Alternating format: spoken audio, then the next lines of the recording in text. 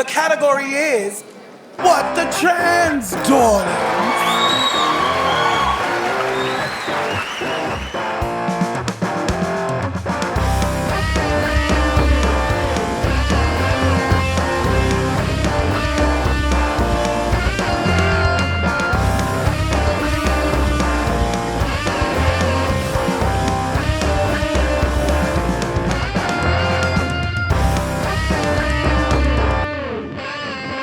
Hello everybody, and welcome to What the Trans. What the Trans? Hello, yes, it is us. We have returned.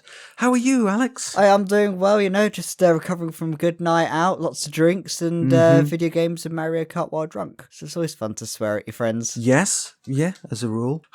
Drunken Mario Kart. It's been so long, really. Although previously, when I was playing a lot of Mario Kart with friends, it was more like stoned Mario Kart rather than drunk. But, same principle, really. I suppose it's the slowing down your reaction times for when a blue shell hits you. There's just a chance you won't get it with that big red speaker thing on Mario Kart 8. Just a little chance, yes indeed. Although I was at a meeting once where I was asked, so how come there's none of these, trans women or queer people of colour or disabled people? How come there's none of the, initiatives focused on those people but focused on men? It's like, well, it's a bit like in Mario Kart. You tend not to need a blue shell when you are already winning. Oh, that's a very good analogy, yeah, because that's a whole topic in itself, isn't it? Isn't it? Those sort of things. But how's your week been so far? Fine. But yes, fine. Got myself a new microphone arm, so my mic is now at a slightly different angle than it was before, and it is held because I just had it on a basic stand previously, and I was always worried about knocking it over and it whacking onto the laptop or accidentally, hitting it with my hand as I gesture while I talk. So that problem has been corrected, but now I have to sit at a weird angle so I can see the screen and read through the microphone. Oh, you don't have a thing where because it's not directly in front of your face like mine is actually, isn't it? Where it's... Yeah, exactly. Mine is just it's directly in front of my left eye, which is not very helpful, but it's fine. I wear glasses. I can more or less compensate just by nudging them slightly around my face, and I can more or less see around corners. I don't know where that came from, I'm sorry. However, as delightful as it would be to reminisce about all the stuff that we can't really remember that we've done over the last couple of weeks, we should probably get on with the thing, what we do. Yes. Which is, regrettably, not the news. Again? There's been that much stuff already? Gosh, hasn't there? And there really has. And this episode was one of those ones where we thought, we're going to have quite a quiet week. And then a load of things happened on the same day. Oh, God, it was all on Friday. Three whole stories just came in on a Friday. And I was like, I'll have my nice drinks for my friends. I'm like, no, here's the news. No, you won't.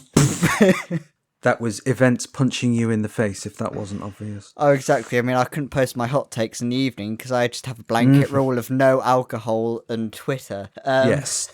No alcohol while social mediaing. That's a very good idea. Well, I've never had a disaster yet. Yet is the operative word in that sentence, I think. Yeah. It's just a matter of time.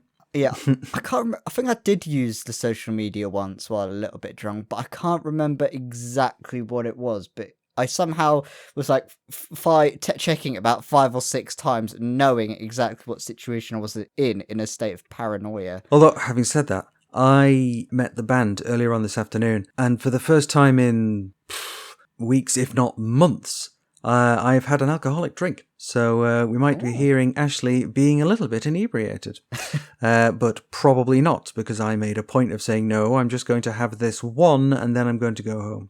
Because I have a podcast to record. A different mistake was made by me. The opposite kind of mistake. Yes, indeed. Well, to start off with the news, another teenager has been arrested for a knife attack on a trans woman in London. The 19-year-old appeared at Willesden Magistrates Court and has been charged with attempted murder and possession of an offensive weapon after stabbing her 18-year-old victim 14 times at a roller skating party. They will be held until a plea hearing at the Old Bailey takes place on March 12th. The attacker was allegedly part of a group who subjected the victim to transphobic slurs before the stabbing took place. The lead investigator, one Detective Inspector Nicola Hannett, said in a statement, This was a shocking and violent attack, and we continue to support the victim and her family as she recovers from her injuries. We've already arrested 4 people, however we continue to appeal for anyone who may be in the area or who believes they have further information to come forward to speak to us. Laura McKay, Chief Executive of the LGBTQ+ youth charity Just Like Us, said, "We are horrified to hear that we have yet another trans girl that has been stabbed in the UK this past weekend. No one should ever have to fear for their safety because they are part of the LGBT+ community." Just 1 year on from the murder of Brianna Ghey, we are still witnessing anti-trans jokes in parliaments, shocking comments across social media platforms, and newspaper headlines that seek to mock and vilify. It is clear that transphobia in any guise, at any level, leads to devastating hate crimes. The attack actually happened the day before the vigil for 1 year since Brianna Ghey's fatal stabbing. Bit depressing, isn't it, really? It's another bloody stabbing. Yeah, it's difficult to know what to say, isn't it? Impossible. We've kind of got a bit of a policy where the name of the assailant was published, but we're not using the name. So, yeah, the attacker has been arrested, and I'm really glad the victim survived, Exactly. honestly. I was like... But 14 times? 14 times, and they somehow managed to get discharged 3 or 4 days after. That was the crazy... I was like, I would have thought you'd be in for a month or 2 just recovering from that. But it's great to hear that they're back up and, well, they're safe. Yeah, Like, absolutely. Although it wouldn't surprise me if they're a little bit more reticent to go to, just doing something as simple as skating. Roller skating around with your friends, and you just... Yeah, exactly. This is an ongoing investigation and court case, so we do need to be a little bit careful about what we say, so we're not prejudicing the case, but none of what we've said is what's not already been published elsewhere. So, yeah, it's just shocking, isn't it? Oh, exactly. Yeah, people, on the note of the court reporting, people on social media, even if it's not a big outlet like us, also still need to be very careful with what they say as well. Sorry, a big outlet like us. Come on. Okay, I'll repeat. Yeah, sure. That's a good point. Okay, even an outlet like us, we need to be careful. There, nailed it. Gosh. We shall see when the court case comes along properly. We'll see what the plea is intended to be at this session on the 12th. And I would say there's part of me that wants to say that I'm interested in what the motive was, or what they'll claim the motive was, because if there was this transphobic insults and verbal abuse before it took place and then there was a stabbing, it kind of seems like it's the obvious thing, that it was a hate crime, but we shall see if it is prosecuted as one. Yeah, there's often transphobes often, there was a whole thing with the Brianna Ghey case where there was a bunch of transphobes saying, oh no, it wasn't transphobia, it was just general high school pettiness. But then in reality, well, because they were trying to minimise the effect of what they're saying about transphobia towards hate crimes to minimise things, essentially. Trying to downplay it, essentially, yeah. But fortunately, in the case which you'll hear about later, things were put in the right contexts. Yes, we'll get to that bit, yeah. We will get to that. We'll be talking about the Brianna Ghey case a little bit later on in the show, in some detail. So honestly, I think this whole episode should probably have a content warning. So we do have a longer section later on the show about the sentencing hearing for the killers of Brianna Ghey. But first, let's have a talk about Rishi Sunak's recent Prime Minister's Question Time on Wednesday the 7th of February. The PM jabbed at Kier Starmer's broken promises, outlining a range of U-turns by Labour, which culminated in saying Starmer had broken every single promise he was elected on, and he then joked that the opposition leader had changed his position on defining a woman. And in his rebuke moments later, Starmer said, of all the weeks to say that, when Brianna's mother is in this chamber, shame. Because yes, Esther Ghey, mother of the murdered teenager, was present as Sunak said this, and that's something that the PM had been made aware of before he went into the session. Now, Sunak has of course been called upon repeatedly to apologise for the statement, but so far he has refused to do so. Labour MPs Kate Osborne and Nadia Whittome both said he should apologise, while Stonewall said his statement was careless. Brianna's father, Peter Spooner, told Sky News, as the Prime Minister for our country, to come out with degrading comments like he did, regardless of the being in relation to discussions in Parliament, they are absolutely dehumanising. And every time he's been asked to apologise, Sunak has just spun the conversation back to his sick burn about how Keir Starmer has made many U-turns and doesn't have a plan for the country. To which I would point out that makes two of you with that problem then, doesn't it, Rishi? But this isn't just a problem with the moral vacuum that we have for a Prime Minister, because other Tories have weighed in on it in an attempt to defend Sunak as well, such as Conservative MP for Sevenoaks, Laura Trott, who essentially misrepresented Esther Jai when she said to Sky News, "Did you see the interview with Esther, Brianna's mum, this weekend? She said that she did not want to make it about trans issues. This is not what it was about, and I think that we should respect that." When what Esther actually said was that she believed that it had been a contributing factor when she spoke to BBC News last weekend. And, of course, our old friend Calamitous Kemi Badenoch accused Labour of weaponising Brianna's murder, putting on Twix, "Every murder is a tragedy, none should be trivialised by political point scoring. As a mother, I can imagine the trauma that Esther Jai has endured." Well, we'll come back to that.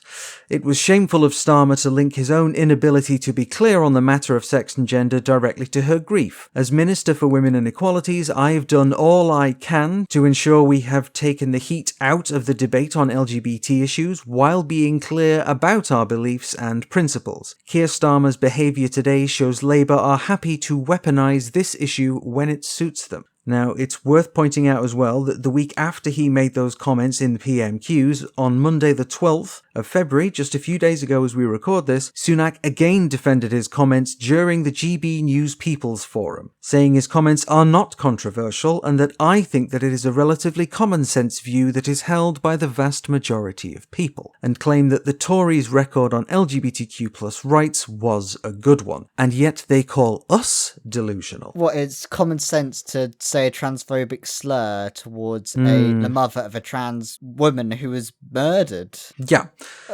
Just the way that they're so deluded, like with Sunak claiming that their record on rights is a good one, and Badenoch saying, as Minister for Women and Equalities, I've done all I can to ensure we have taken the heat out of the debate on LGBT issues. It's just, what planet are they on? Oh, exactly. I mean, when I heard you say it out loud again, because I've read it before coming into this podcast, but then there's something about hearing it again twice through someone saying it out loud, you're like, what the that is just complete and are you having a laugh? Bullshit, yeah, utter rubbish. Taking the heat out of the debate. They've been putting the heat in the debate. Yeah, literally. Yeah, they've been fueling the fire for a long time now. That was like when Keir Starmer initially said, of all the days when Brianna's mother is in a chamber, you could sort of immediately put and it's at this moment he realised he fucked up. Yeah, it's a shame there wasn't like that whole record scratch moment. I bet you're wondering how I got here.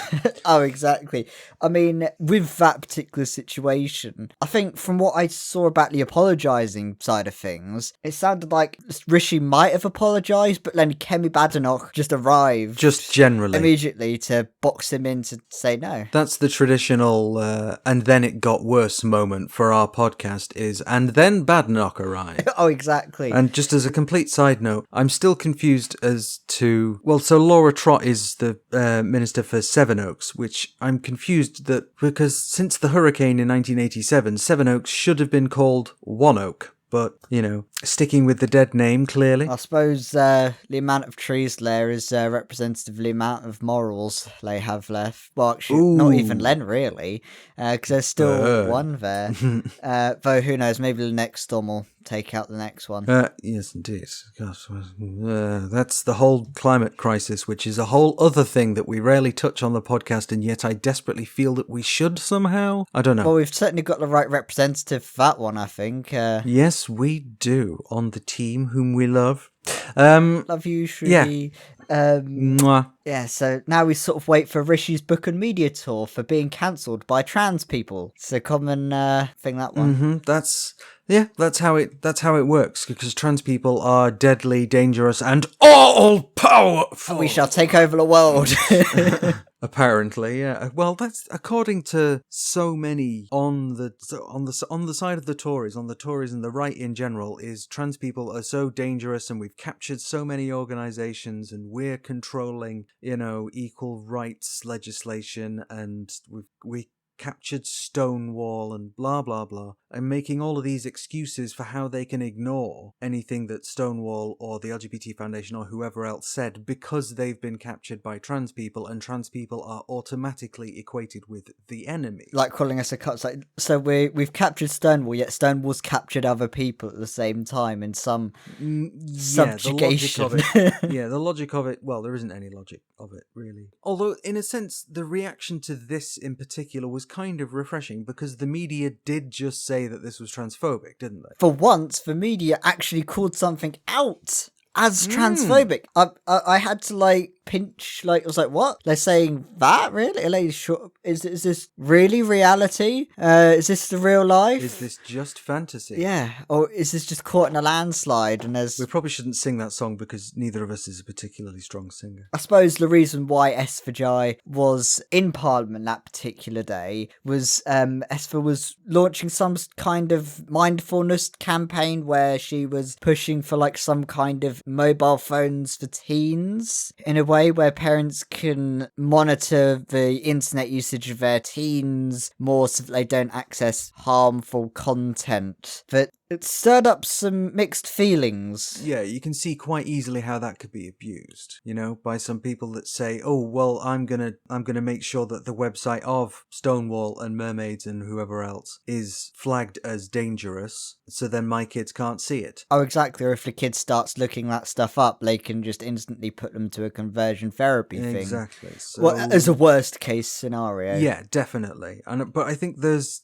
perhaps a certain amount of merit in some of what Esther Jai is saying, but it did stir up some comment, and it is quite easy to see how a system like that, as you say, could be abused by abusive people. When you've seen the outlook of the violence and the contributing factors to some of the case that has affected Esther in that way, you can sort of see sort of what she was trying to point at, maybe. But yeah, you can kind of, I get it, and I don't even want to imagine what it must be like to lose a child, really. And you'll absolutely want to make the world safer so that other people don't have to go through that. So yeah, I hope Esther Jai, I hope people listen to her, basically. And I hope that she pushes for something meaningful and holds the government to account, frankly. Brianna's dad was trying to hold the government to account as well on their comments as well. As he said, calling out Rishi Sunak to apologise. And yeah, well, he called it dehumanising, didn't he? Yeah, exactly. And again, it's like nice to hear someone straight talking in the news. Oh, definitely. And that's not a good PR look to have something like that happen and then you refuse. Yeah, exactly. Like, for some reason, I looked at the polls you don't to want see, to do like, that. maybe if there's like a big blip, which is probably a bad idea. I didn't really, unfortunately, see too much of an affecting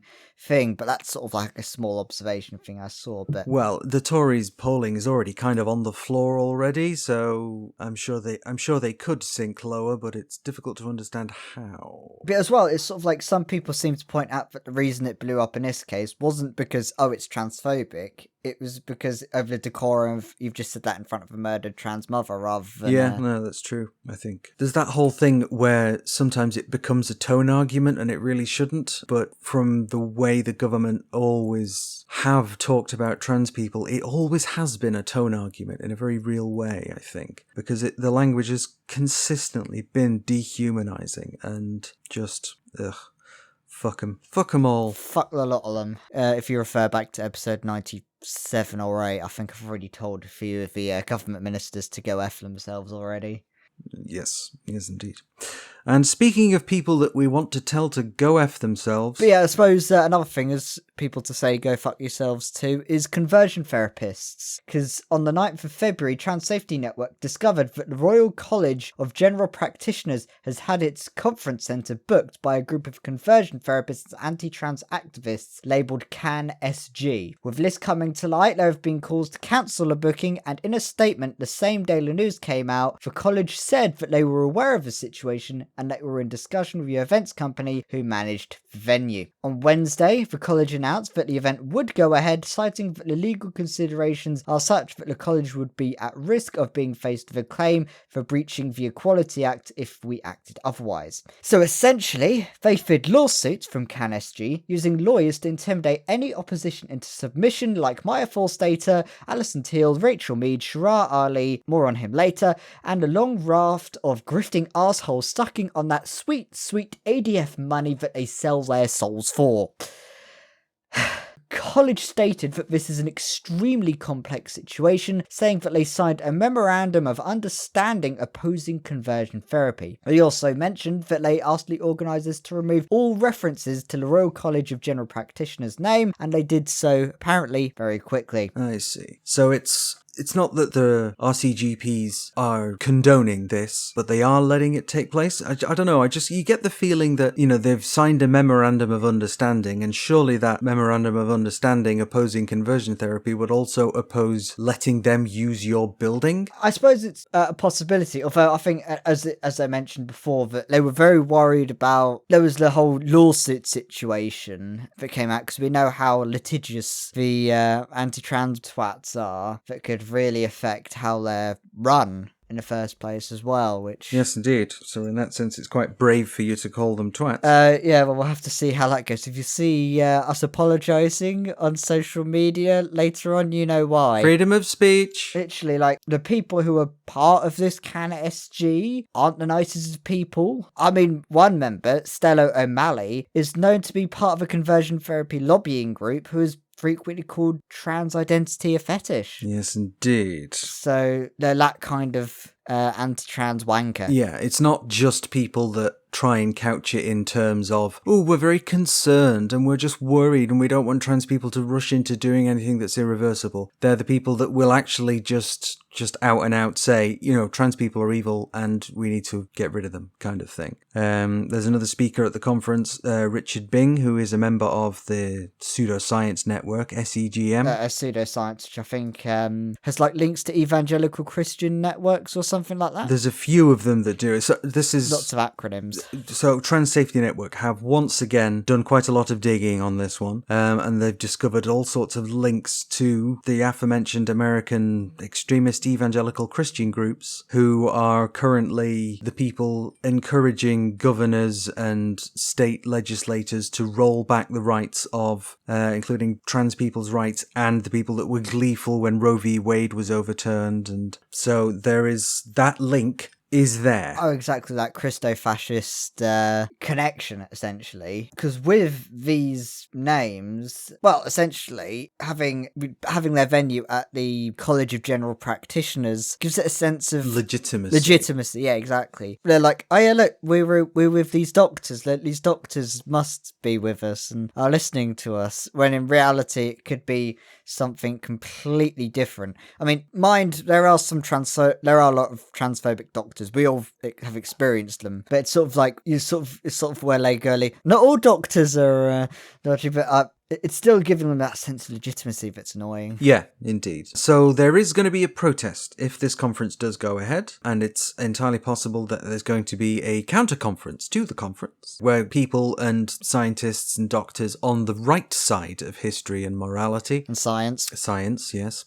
They'll be having a conference of their own. We'll definitely be there. I'll definitely be there with my nice camera. The counter-conference is possible, but it's still sort of back of a handkerchief. Yeah. Being organised, essentially. So we'll have to see how that goes. That will sort of be around March the 25th, around that time. So we encourage as many people who are London-based to go, and I'll be trying to get as many of our new news reporters who are London-based to come along. And there's also a feedback form on the RCGP's website where you can register your dismay that this conference is going to be taking place. Now, that doesn't necessarily mean that it can be cancelled. I know they're concerned about being sued. If they did cancel it, they could well find themselves on the receiving end of legal action. And those lawsuits, even if they were to kind of win in their defense of it, they cost quite a lot of money. And when that happens, obviously it takes stress and time, and that can use up resources within an organization that would be better used actually doing what the organization wants to do, rather than defending against a lawsuit from a group of disgruntled conversion therapists. Yeah, that's always the one bit that bricks the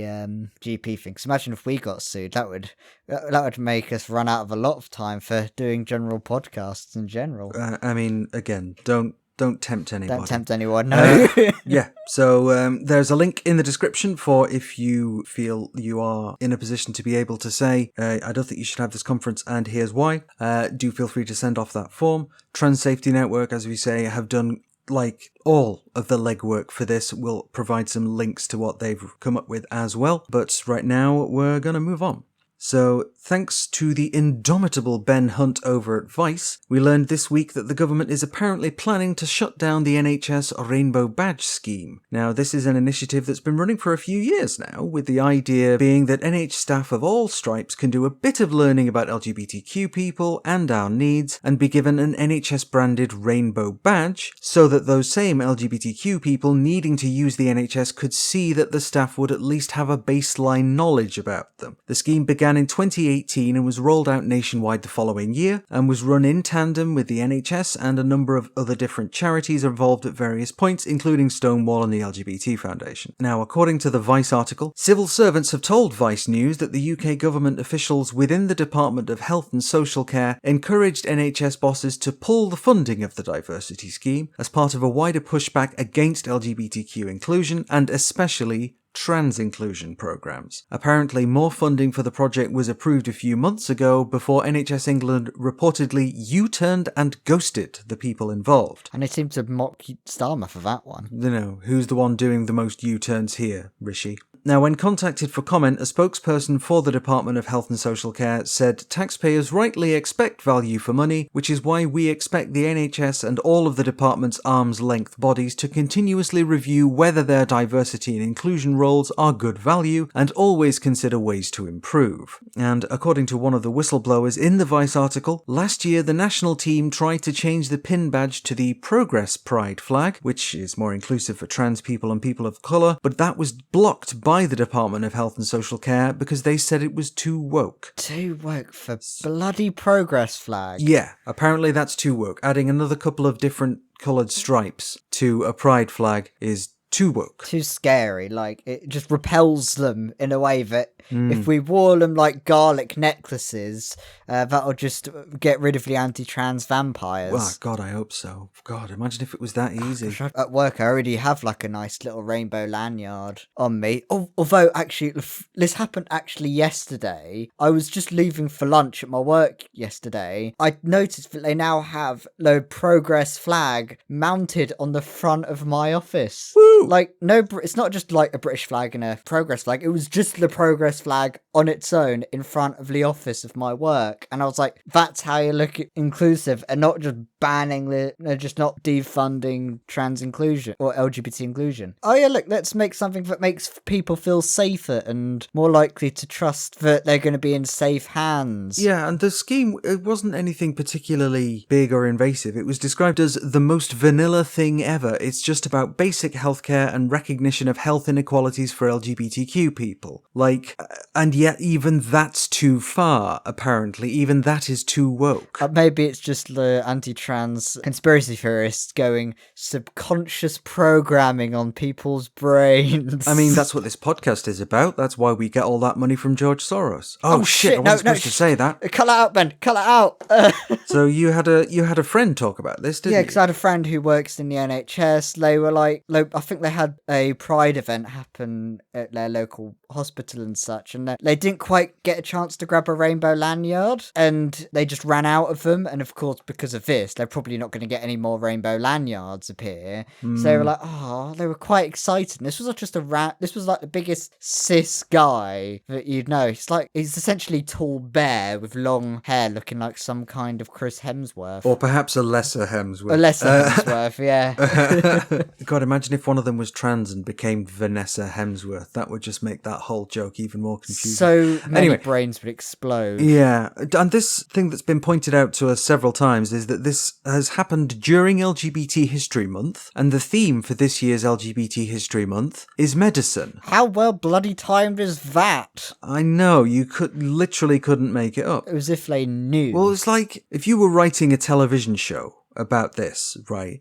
And the evil government department, like, we know that, and you're writing the evil government department as the villains, and they cancelled an LGBT inclusion thing within the NHS, and they did so during LGBT History Month, and the theme was medicine. You'd be told, no, that's too on the nose, that's ridiculous, that wouldn't happen. And it just did, literally. Oh, exactly. And we're like the Mystery Incorporated opening the mask and saying, no, this is just transphobia, because this literally was just for the progress flag, wasn't it? Mm-hmm. Yeah. That was the part that was too woke. Although I suspect there's going to have been people at the Department for Health and Social Care who've been eyeing up the Rainbow Badges initiative and said, no, I don't like that, that's got to go. Whether they particularly hated trans people or not, there probably is going to be a good number of them that really don't want there to be any kind of equality stuff happening for LGBT people, never mind LGBT people. Yeah, and it seemed like, as you said, it was laser focused on just the fact that it included trans inclusion programs. You said especially trans inclusive programs. Yeah,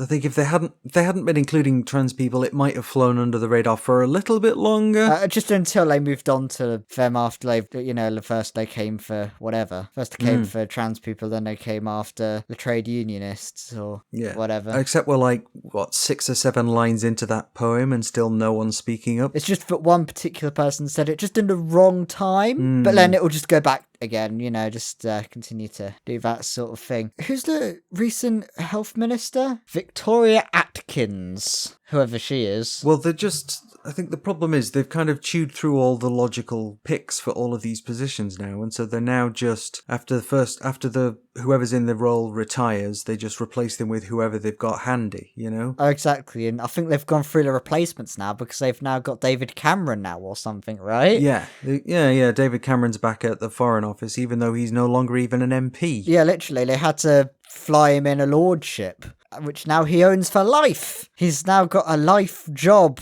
in Parliament. Well, not if we vote them out. Well, we can't vote him out. He's a lord. He doesn't have to be. He's not going to be head of the Foreign Office. He won't have to be head of the Foreign Office. If somebody else wins the election, yeah. But did you see the thing where Marjorie Taylor Greene rebuked him and attacked him for asking her to fund Ukraine aid or something? That was she said literally to kiss her ass. Yeah, I did see that, and I mean, God damn it, Marjorie Taylor Greene, she's a whole basket of snakes all by herself somehow. So the next bit of fun, on the 8th of February, the charity Mermaids, they have announced that Lauren Stoner is the new CEO on a permanent 2-year basis. Lauren Stoner joined the charity in 2022 as an interim CEO. She had a background in previous charity work as well as social care. Mermaids say that it's a pivotal moment for mermaids and that the charity was undergoing a transformation. It's a bit of a shorter story on that one, but yes, it is, but I'm glad they found someone who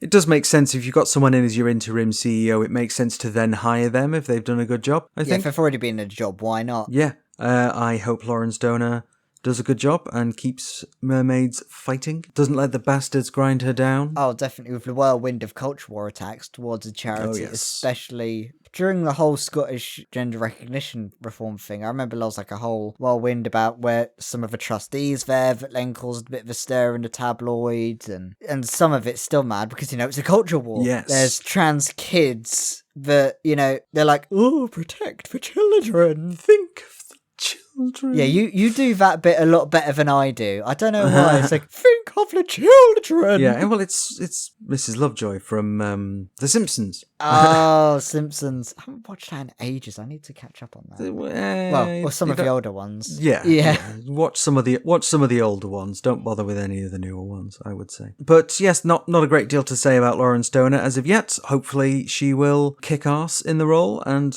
I look forward to seeing where Mermaids goes after this. However, now let's move on to the story of Shara Ali. Dr. Shara Ali is a former deputy leader of the Green Party who took the Greens to court, feeling that they had discriminated against him for his gender-critical beliefs. He was removed from his position as spokesman for policing and domestic safety in February of 2022 for breaching their spokespeople code of conduct. The court has ruled in his favour, but not because of the legitimacy of his views. It was due to procedural shortfalls in the way that he was dismissed. Now, the judge in the case found that showing him the door had been procedurally unfair, because although he was fired for breaching the code of conduct, the way in which he'd breached it wasn't identified to him. The Green Party did acknowledge procedural shortfalls in how we deselected one of our spokespeople and apologised for failing to live up to the standards that both we and the court expect. Not that you'd be made aware of that particular underlying truth from looking at the Mail, the Telegraph, Spiked and Unheard articles about it, all of whom led with the idea that Shara had beaten the Trans Inquisition and given those pesky leftists what for. Side note,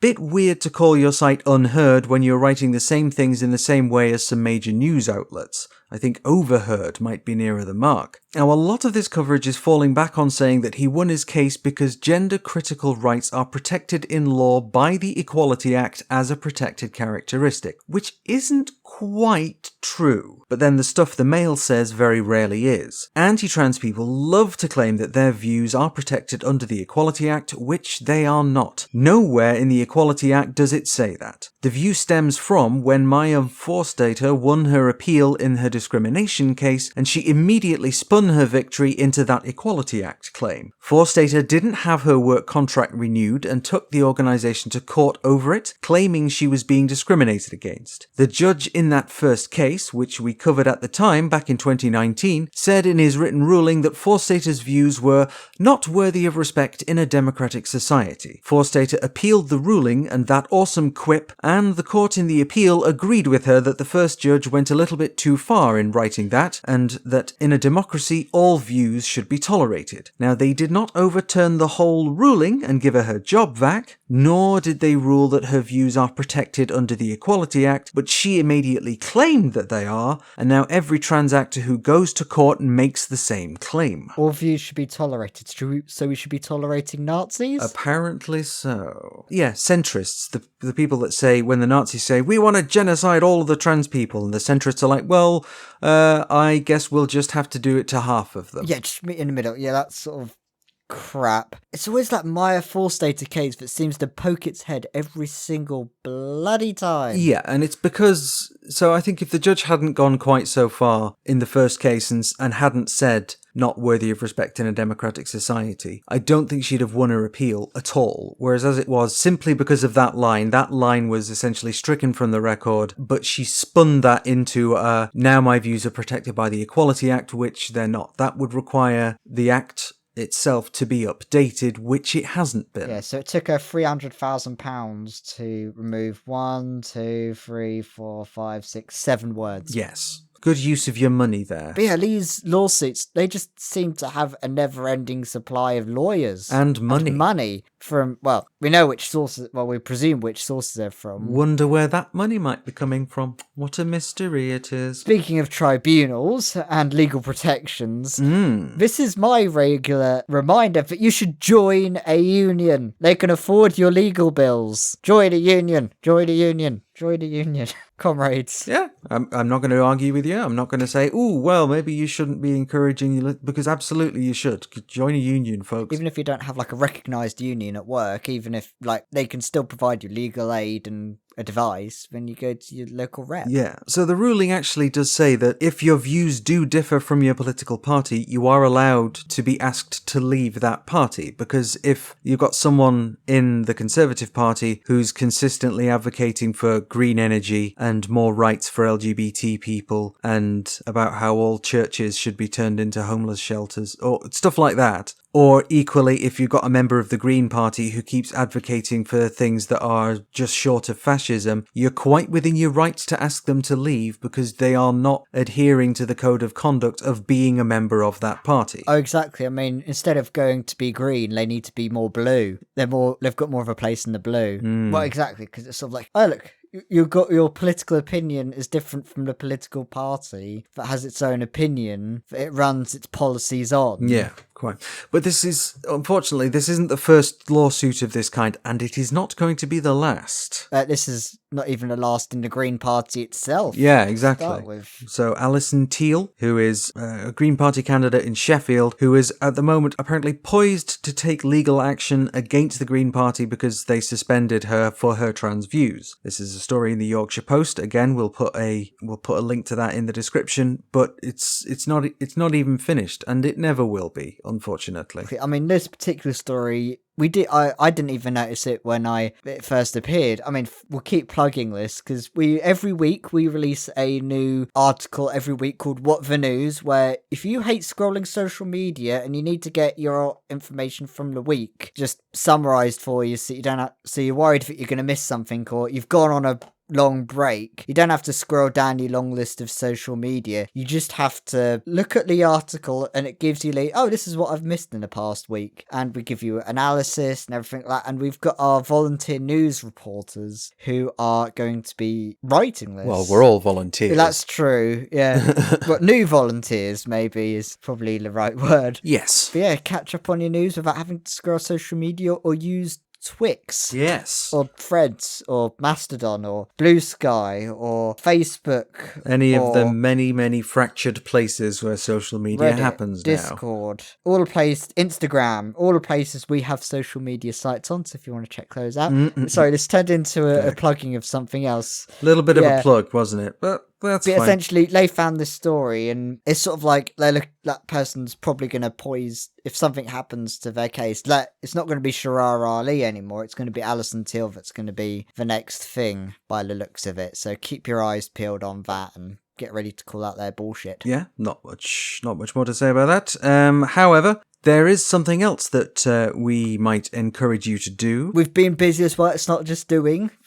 We have. Yes, it wasn't just the What the News that's been coming out or doing all these podcasts. We have made, you may have noticed from a previous episode, we gave you a guide on how to fill out consultation for puberty blockers in the NHS, but this time that one's gone now. But now our next guide is about referrals to gender services and its waiting lists. This guide has been a lot more substantial than the previous one, as there's a lot more to go over. Yes, indeed. Now, given the amount of stuff that needs to be gone through, we strongly recommend you read the guide that we have made for this. So we'll be attaching that in the description, but there's been a consultation that a lot of people have missed, including some folks from a charity. We're not going to mention who it is and such, who've thanked us for making this, in fact. Yes, indeed. Simply because, there's two big consultations at the moment. There is this one, and there's the one about education, because obviously there was that school guidance that was initially leaked where it says we're not going to support trans kids at school, trans kids should be outed to their parents, blah blah blah, all this other toxic bullshit. That has currently got a consultation on it as well. Now there are several other guides for that consultation, but we've made one for this waiting list NHS focused consultation because we thought that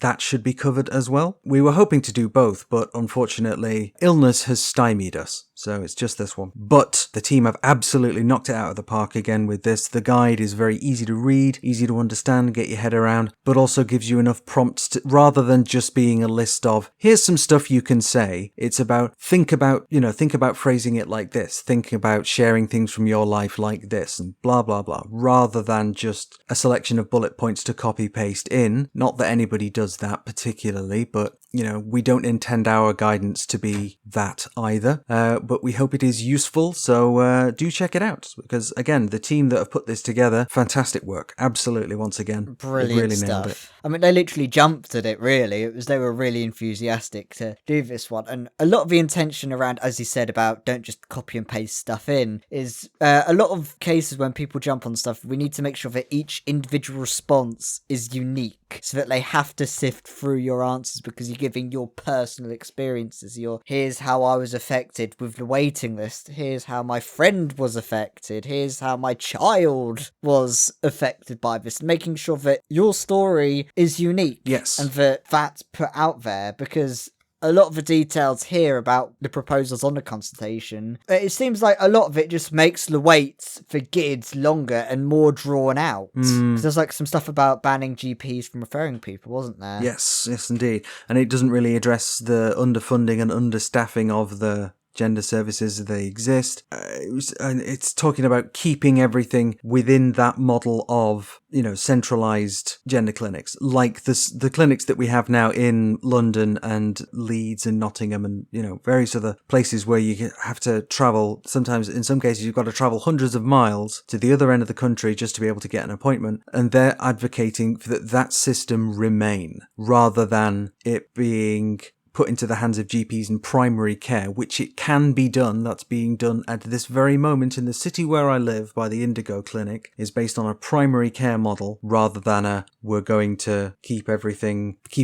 behind gates. Oh, exactly. I mean, this whole consultation, this whole proposal is segregating the healthcare and adding more hurdles, making you go through more systems before you can actually access the system you need to actually have the system to do, which in reality shouldn't be a system in the first place. It should be desegregated in the first place to be, as you said, like the Indigo situation and primary care. They're not a situation, they're a clinic. They're a clinic. While they were making it hard to get care, there's promotion inside the NHS, as we said with the recent conference about the conversion therapist, trans-push conversion therapy inside the NHS, because there's like a whole bunch of infiltration for Trans Safety Network pointed out that they did some good work with. The description for this episode is going to have a lot of stuff in it, so we'll make sure to clearly label it all. But yes, if you decide that you want to fill in this consultation, and I would understand if you didn't, because consultation fatigue is a real thing, and the idea that, we can change the world one consultation at a time, even though this is being dealt with and overseen by people who've kind of got a previous history with ignoring consultation results that they didn't like.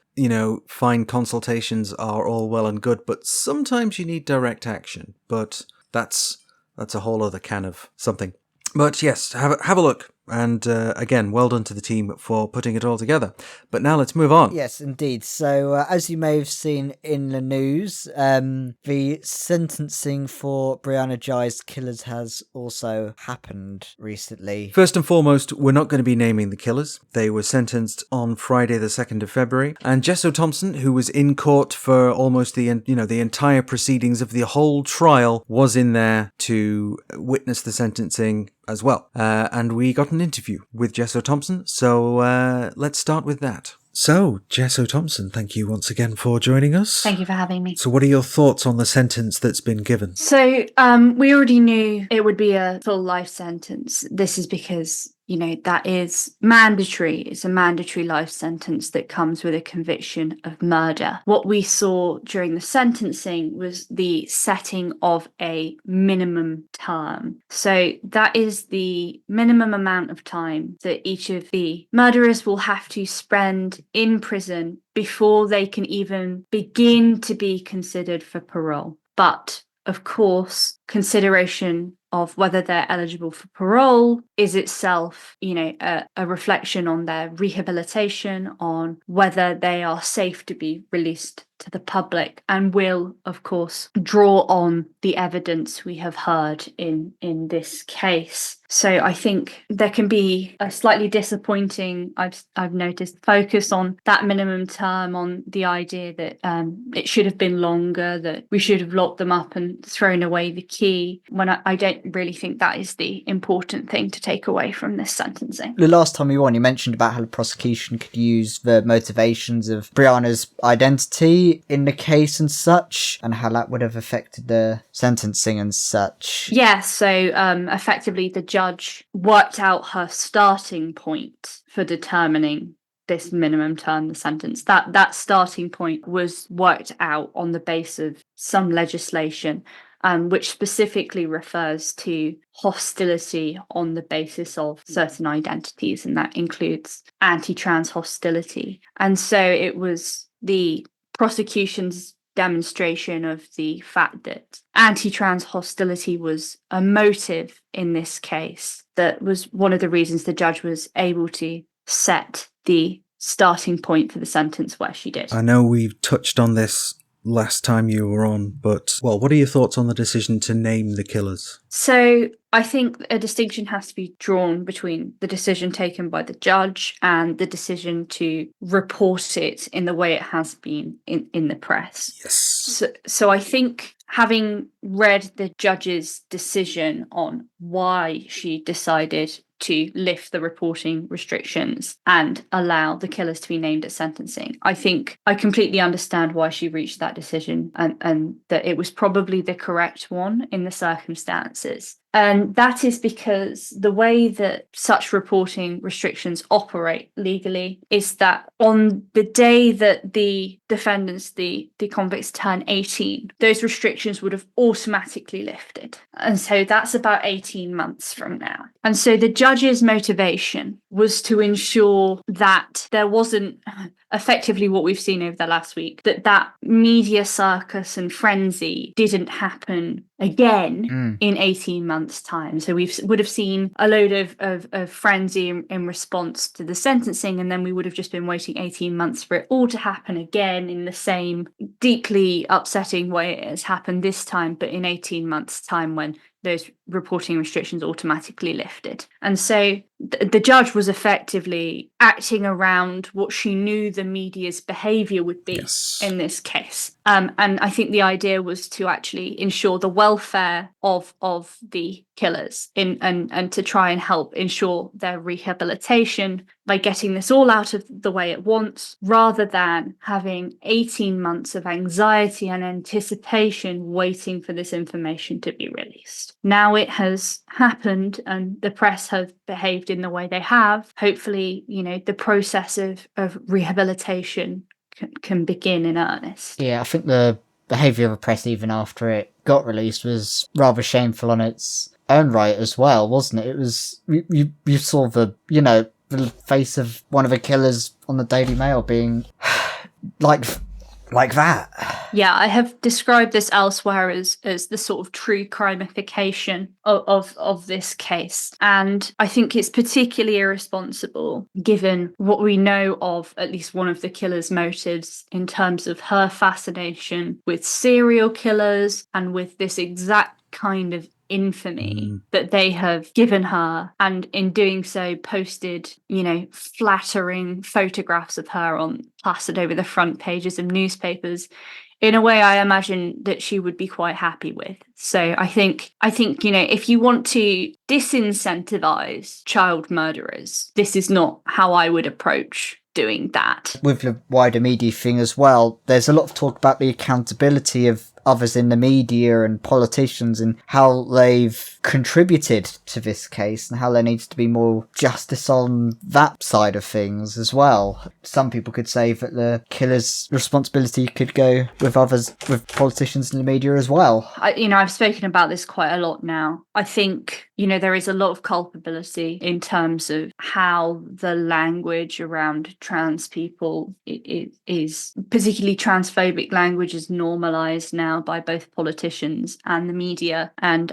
in my piece for The Independent today, I noted how, our Prime Minister Rishi Sunak's comments about trans people's genitalia is itself reflected in conversations between the Brianna's killers about Brianna's genitalia, about wanting to look at it after they've killed her, about her having a dick, lol. That sort of thing. I think it's quite easy to see the links between the way trans people are talked about in the public narrative by the media and by politicians and by others, and the way that language starts to be adopted by young people, obviously not just in this case, but more broadly in terms of the language used to bully trans people in schools, to make trans young people more vulnerable. This is a particularly extreme case, motivated not just by transphobia, obviously, but other complex issues. But I think it's impossible to ignore the way in which the normalization of transphobic language helped to dehumanize Brianna, to make her more vulnerable, and helped ultimately to motivate her murder. Yeah. It's difficult to kind of disagree with that analysis, to be honest, I think, because it's quite clear that part of that vulnerability is what fed into the killer's decision to target her in particular. Yeah, I think I think it's really important to emphasize that. I've seen a lot of attempts to disagree with the judge, CPS, and Brianna's mother by saying, oh, well, there were a list of victims, right? And the other children on that list was cis. I will note that other children on that list were referred to in homophobic terms.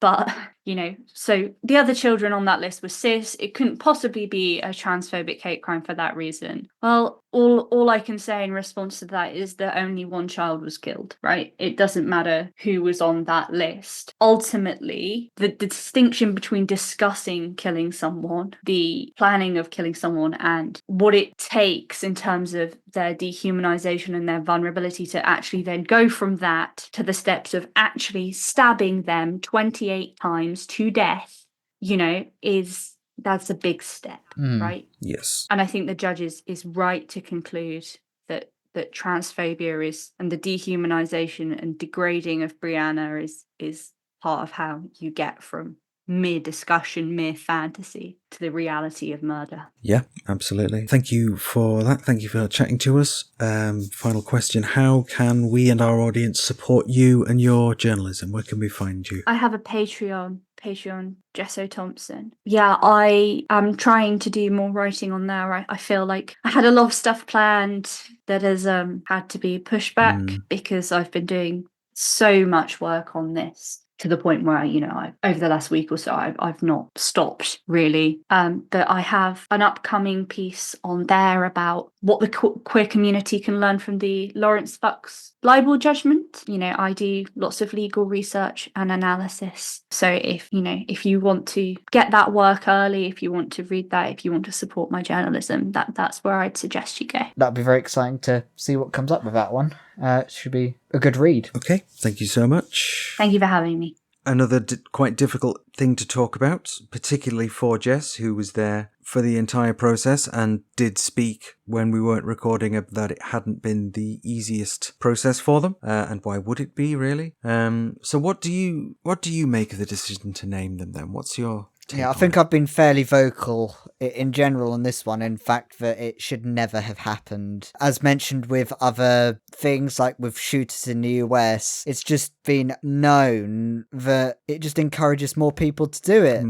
Copycats. It's just a bad idea, and you can just force the names of the murderers onto other trans people in order to traumatise them further. Yeah, indeed. And again, just when the names of the killers were revealed, several of the papers took the opportunity to dead name Brianna all over again. And I get it. I do understand the, name them now, because otherwise we'd be naming them in a year or two when they turn 18 anyway. So why bother with two media circuses? Let's just get it all out of the way at once. And I get it. It just kind of sucks, doesn't it? Yeah, because it's like, why they shouldn't be named in full stop in any case, even if it was in a year's time. Not even then, just not in general, maybe. I don't know if it was good to see, but I am glad the judge made a point of saying that that some of the hostility was motivated. A secondary motive was hostility towards Brianna because of her transgender identity, We've just seen all over the internet transphobes trying to minimise the motives of a killer to not be towards transphobia, and trying to say, oh no, transphobia wasn't a part of it. You shouldn't be pointing out that's just politicking, blah, blah, blah. But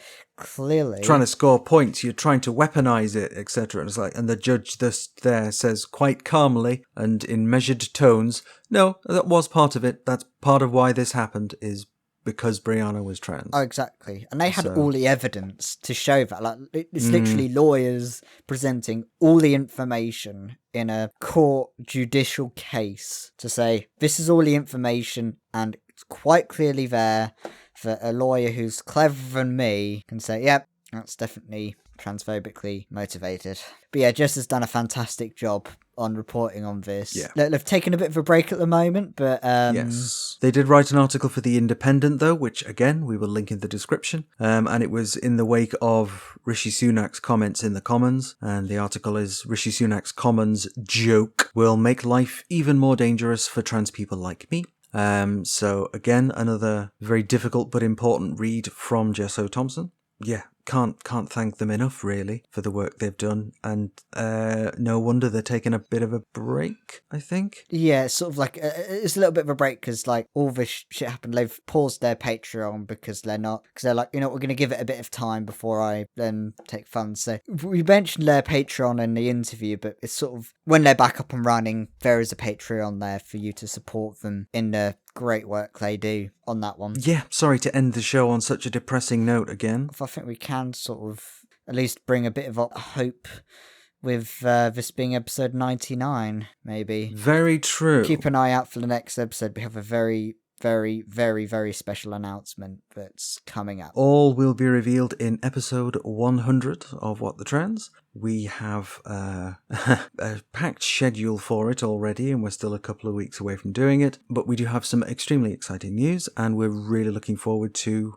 announcing it and entering a new phase of this podcast's existence. A renaissance, I suppose. Well, I hope so. And so, we're making a journey, and we hope you can all come along with us. That would be fantastic. But for now, thanks for listening. Look after yourselves, stay safe, and goodbye. Bye. This episode of What the Trends was written and produced by Ashleigh Talbot and Alex Bedwell and is edited by Ben Swithin. And we would like to thank our producer-level Patreons, who are Jay Hoskins, Trowan, Ashleigh, Matty B, Squidzina, Setcab, Jane, Roberto de Prunk, Rose Absolute, Sarah, Catherine Halkett, Sina, Kiki T, Derek, Sky Kalane, Eric Widman, B, Jude, Monsieur Squirrell, Fergus Evans, Anubis a Jackal, Kamina, Brandon Craig, Break the System, Sean Phillips, Heidi Reardon, Ezra, Sophia the Sixth, Lentil, Philippa Taprogue, Alethea Aurora, Clara Vulumi, Amelia, Corvina Ravenheart, the trans metal DJ from Twitch and VR Chat, will play Saint Lucifer for props. Tabitha Joe Cox,